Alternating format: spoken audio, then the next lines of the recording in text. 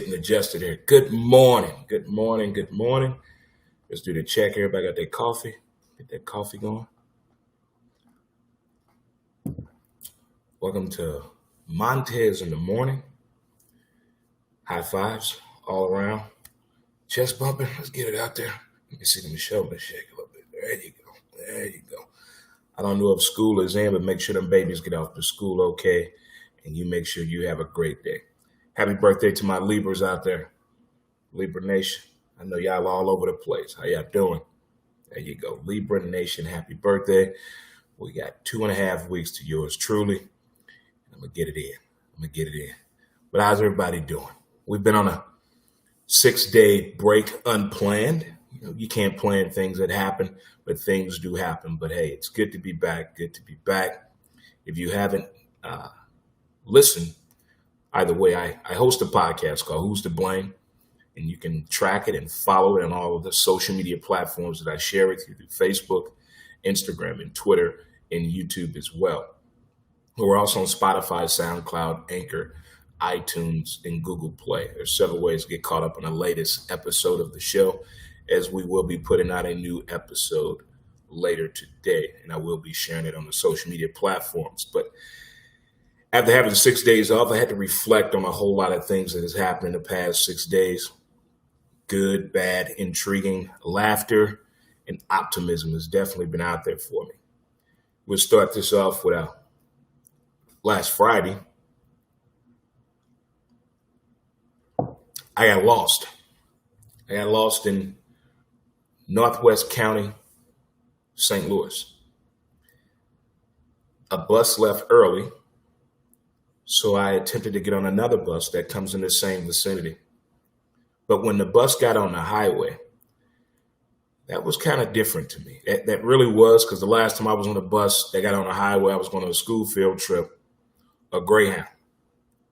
That's it. Never been on an actual city bus that gets on the highway. Never rode an express before. So never say, hey, do you stop by the Quick Trip?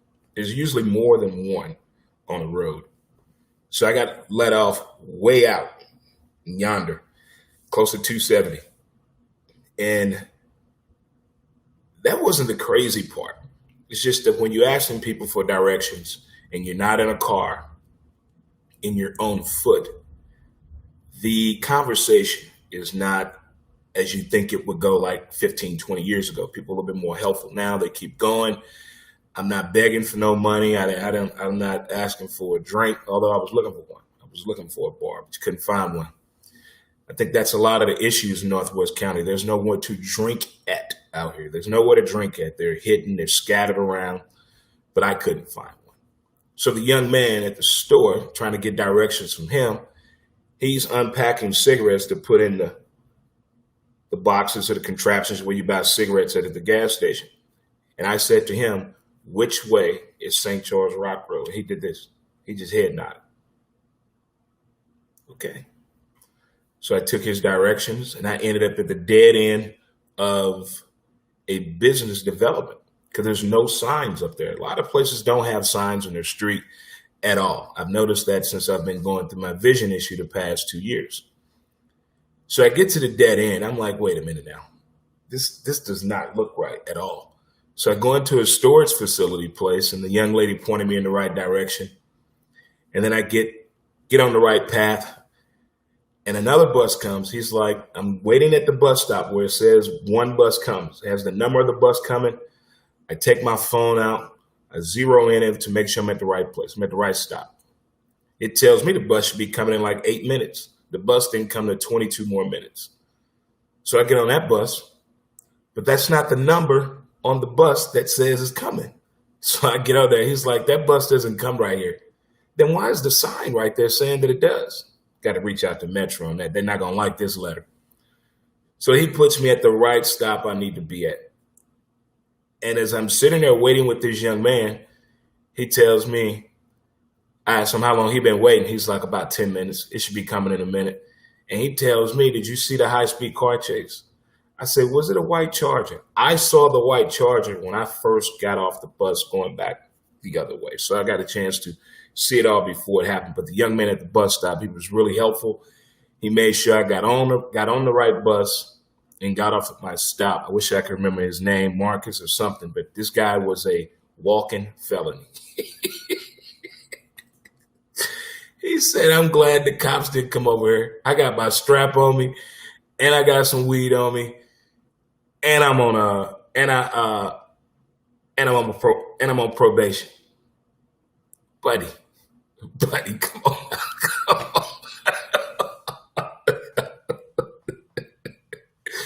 But we had a great conversation. We talked about some things, but that right there was cool. I'm sorry, that was Thursday. Last Thursday, this all happened. And then Friday, one of the days I've been looking forward to, just under not these circumstances, my kids from Charlotte, North Carolina came up. My oldest daughter and my junior came up, and my oldest lives here. So we got a chance to hang out and sit back and have some laughs and some talks. I encourage you all to talk to your kids, whether you have them all by the same person or different people living in different states. I encourage you all to have that conversation with them about what's going on, what's the outlook, what are you thinking about, what you think we should do. It's intriguing conversation, especially if they're in their 20s and 30s. I'm not talking about the little baby son of a bitches. They won't get the conversation at all. They'll just get the visit and the money. But this year was pretty cool that they came into town. And then Saturday, of course, I laid my cousin to rest. And the thing that we talked about the most, other than the memories, the laughters, the conversations that my cousin and I have had over the years, we talked about that. But one of the things I encourage everyone to do, reach out to your family and friends. The ones you haven't seen in a while, the ones you used to see all the damn time. Now you don't see them that much. You don't talk to each other that much. You don't hang out that much with each other anymore. But the love is still there. A little phone call goes a long way. I know a text and a tweet and a heart on an IG, that's not the same as hearing their voice, getting the true meaning of a conversation. I'm not talking about a 2-hour conversation on the phone. There's lots of ways to take advantage of that. You got all these live streaming apps out here that allow you to have multiple people on. A lot of them are free services that give you up to 8 people, up to 12. If you just do the research, they're real easy to use.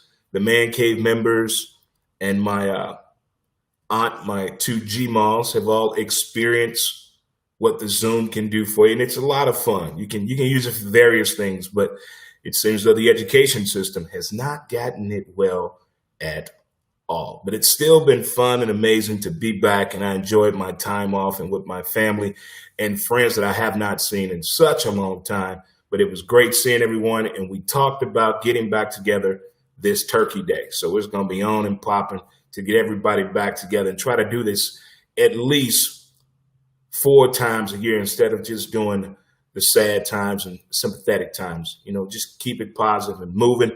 If you're just tuning in, it's your boy Dre Montez. I host a podcast called Who's to Blame, but I've been doing these video clips here about a month now with Montez in the morning or midday, Montez at midday, depending on what's going on. And the schedule has been a lot crazy in the past 6 days, but we're getting back to normal. We're settling down and things are coming much, much clearer for us right here. So on to the sports world. This has been, the pandemic is one thing, making adjustments, the new normal, getting your stimulus check, figuring out, can you stay in the house with the same person for so many days? All these things have been going on. What we going to do with the little baby son of a bitches when schools start back up? If I go back to work? You've had all these questions. But on the other side of all this, we've had music, television, movies, and sports to kind of help us out a little bit, to get over, not to think about things the way we should think about them, to think about something else, to go to that happy place up here, that happy spot up here, because I got to feed this.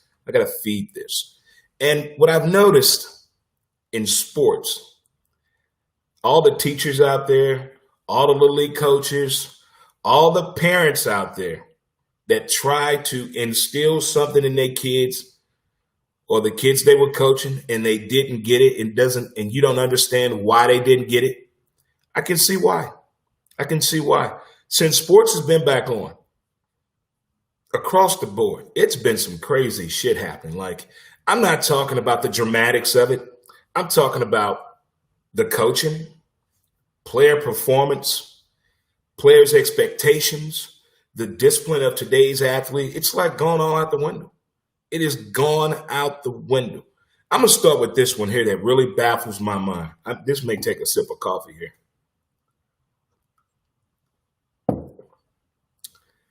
Major League Baseball and Rob Manfred had a chance to do something that would have probably put a big dent when it comes to cheating in sports and how to discipline players, teams, and coaches. What happened with the Boston Red Sox and the Houston Astros. Now, with the pandemic, there came a readjusting, a realignment of how the Major League Baseball season was going to go and the expansion of the Major League Baseball playoffs was going to go, where the venues are going to be played. This is a different bubble situation other than the NBA. We got these guys all scattered out in certain cities, certain stadiums, which is cool. But coming into this, I thought it would have been awesome to suspend the Astros and the White Sox or strip them of their titles or something, take some money back. But as we got closer and closer to this Major League Baseball season coming to an end and we saw a look at the playoff race and potential of teams making it in or not making it, I kind of got frustrated when the Houston Astros got in. I thought the best thing they could have done was told them, oh, you can't get it. We're going to give this team right behind you. Now, lo and behold, that the Astros are playing at Dodger Stadium. If that is not a slap in the face to the LA Dodgers, I don't know what is. That is the biggest bitch slap in sports I've ever seen. They're acting like nothing ever happened with these Houston Astros. Nothing has ever happened. I'm going to keep it on this pandemic in baseball. Who plans their lineup for a playoff game? You pitching. It's the batting order. We know who pitching for them. Here's the order. Let's go. You let this man pitch one inning? Then you go through the whole bullpen? See, that's that coaching issue I'm talking about right there. There's something going on with coaching out there. Something is really going on in coaching. I don't think they're getting it, or they too young, or they too old, or they trying to bring in their own damn methods out there, not just go with the basic damn common sense. You put the best out there. Nobody can be Billy Bean and my man from coming up with the way to beat and win at sports through analytics. Bill James and Billy Bean. Come on. Everyone can't use the same formula, same system, same idea. You got to find your own damn way out there. You really do. Now we're going to go on to college football. Coaches, I know you preach this all the time. Don't showboat. Don't act a fool out here. And play the game with some integrity. The first 3 weeks of college football season, that has went out the window. Out the window. How many guys have we seen, I'd say in the past 20 years, that are looking up on a big screen, walking into the end zone, running into the end zone. Hey, mama. Hey, Uncle Ray. What's up, Shaquanda? And the guy right behind him. Ball either goes out of the end zone. They get tackled before the end zone and don't score at all. Or the most intriguing thing that happens to me, the player gets hurt. That right there has just been one of those things that irks me about today's collegiate athlete. This has been preached to you and taught to you. Don't let go of the ball till you get in the end zone. Don't showboat. Stop looking up at the damn TV.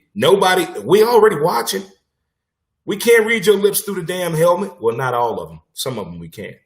But that has been intriguing to me. Just like the coaches in college football. You want to get on these players for not doing their job. Are you doing your job and preparing them for the opponent they're about to play? Because I would like to talk to Ed Ogeron. Because you did not prepare for Mississippi State. It's like you just didn't even pay attention that they hired Mike Leach. What is going on? Really, what is going on? There's no game management in college football whatsoever. Everybody wants to rush. You're not Chip Kelly. Not everybody can beat Chip Kelly. Not everybody can do that. Manage the game better. I want to see discipline on athletes come back. I'm not talking about yelling at them the way you did Fernando Tatis Jr., but actually doing the coach back moment as you're talking to the athletes so they really get it through their thick skull. That is missing key across the board. If they see it as a continuous flow, If you saw it in Little League, Pop Warner, high school, college, and in the pros, you'd be like, okay. But if it's been missing spots here and there and over here and over there, you're going to be lost as a kid. Look how many angry athletes they are. There are a whole lot of them because they're not getting it. Maybe these coaching clinics need to come back. Do some coaching clinics on Zoom and let the audience see it as well. I want to hear what you're talking about. I want to know what's going on in the locker room before the game, middle of the game at halftime, the preparation of the week. I want to hear all of this, what's going on, what's really going on with these kids and these coaches, because it doesn't look like it's coming out the way it should in the way that it used to. Not at all to me. In NFL, what is going on this season here? This is already bizarre to me. Not the fact that we knew O'Brien was getting fired from Houston by a show of hands. Okay. Not at all that the Jets fans are still realizing they could have had Deshaun Watson. Not realizing at all. And you want to hear about a positional player that just didn't get it. He will be released from my team. I'm going to tell you who. The Patriots' backup quarterback who had to play for Cam Newton. You spent all this time with Tom Brady, and you get in that game on Monday night against the Kansas City Football Chiefs, and you do that in the red zone? You do that before halftime? Come on, man. You didn't pay attention at all. You was reading a magazine like James Vanderbeek in the movie, what's my movie? Varsity Blues. You were acting like him. You were reading a book, studying for your master's and your doctorate. You were not paying attention to the game of football. That's what practice is for, to get you prepared for what you're coming up against. He couldn't read a defense. He couldn't get the plays right. It's like he was drawing up plays in his head but not telling nobody else. It doesn't work that way. Everybody has to be involved. There's no way he would have been allowed to come out of the locker room. You behind Tom Brady that much, and you didn't learn nothing. That's like your father or your mom. Let's say your mom being an educator. Your mom's an English teacher or a math teacher. Your mom's a math teacher. You've been with your mom your whole life, and you can't add? Your math is bad? That doesn't make sense to me. You should have picked up something, whether she was your teacher or not. Your father's a mechanic. You've been with him at the garage your whole life since you was 5. Here you are, 30 years old, and you don't know how to change oil. How is that possible? And you have these new receivers coming into the league so worried about their Madden rating instead of about their team wins and losses and players' production and their own progression in learning the game of professional football. I get it. Half you guys been playing football since you was 7, 8 years old. But you haven't been getting this money that the NFL is giving you. And you get here on this stage and you can't catch the fucking ball. There's nobody around you. There's nobody. There's no excuse for that. Edelman's drops. He was flinching. I'm with Shay Sharp. He was flinching. Jerry Jeudy. I don't know what it is. Can't catch the ball. There are a lot of receivers out there this year and tight ends. Can't catch the ball. The blocking schemes on the offensive line, the communication is way off. I understand there was no preseason, but a majority of you guys have been veteran players in the league. There's not an all-rookie team in the NFL. No such thing. On paper, but on the field, no, won't happen. It's just atrocious. And we said this about 5 years ago in the man cave. Let's get rid of all kickers. Let's just get rid of them. There is no excuse for a kicker missing an extra point. There is no excuse for an NFL kicker to miss an extra point or a 40-yard field goal. You're in the NFL. You are in the NFL. And I don't think they're getting it at all. We talk about the pandemic outside of sports. Look at the pandemic that's going on inside of sports. The players who didn't do a damn thing during the shutdown. They didn't read their playbook.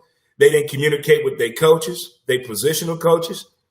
Nothing. There was no communication. They probably had the Zoom camera on, but they were doing other things out there. And it's really, really, really showing. NBA, I can't let you off the hook like that during these NBA finals right now. Anthony Davis and Joel Embiid are the two tiredest players I've ever seen in my life. How do you have no stamina? If you know you're about to play in an NBA game, wouldn't you have your body ready? I mean, my God, how long must it take for you to get it? Do they watch game film? You see yourself come up and down the court? It's like the engine not even going. And Frank Vogel, this is the last time I'm tell you this. This is the last time. Let Rondo handle the rock, please. Please. Please. Let Rondo handle the rock. Please. I know you're trying to give Hairpiece, the beard, some exposure so he can tat up his stats some more. We get all that. But if we're trying to win the game, tell him, Herm Edwards. Tell him. Care about all that flashiness and you getting triple dubs and all that, and we're still losing the damn game. But statistically, during the playoffs, when Rondo is handling the rock, we get them W's. Not this guy. He wants to do things his damn way. Well, it shows throughout the statistics and the player progression that if I sit Anthony KCP for only 6 minutes and let LeBron control the rock, we have a better opportunity to win it. Show it to me. Show it to me on paper. Huh? Show me state. Show me this method you're talking about, because I don't see it. We're in a time and a situation right now where people at home are the best coaches on the planet to me. As much as I'm on Twitter and look at Twitter and follow Twitter people out there in the sports world, they know what the hell they're talking about. They're not getting paid millions of dollars to talk about this or thousands of dollars. They're on a social media platform giving their own opinion about something, and about 85% of them are right. I think the next great hire may come from a couch potato. I think that may happen. We need a reality coaching show out here to get something done. Maybe it'll get in the head then. When you realize your coach really got this job as a reality guy, maybe it'll get into you then. I need to really start paying attention to this game. Leave the analytics alone and concentrating on playing the game. Playing your position. Better clock management. Better game management. Better preparation. Read your fucking playbook. Know how to play the position that you're playing. Understand the prospective sport that you're playing. Just get that through the heads, and I think it'd be better. In Major League Baseball, that's some cold gangster shit to let the Astros make the playoffs and also play their playoff games at Dodger Stadium. That is a slap in the face. That's more outrageous than your wife cheating on you with your best friend. That's more outrageous than that. That is some outrageous shit right there. If I live in LA, if I live around Dodger Stadium, I'm doing some awful shit to all those Astros. If I knew the hotel they were staying in, they would not go to sleep.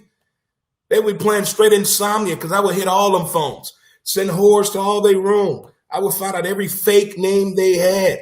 I would go deep into the media out there and say, give me this information. Get it. They should not be in the playoffs at all. At all. Now on to more fun things, television watching. There are 2 shows going on right now. Well, one already finished. Jordan Peele and J.J. Abrams put something together called LoveCraft Country.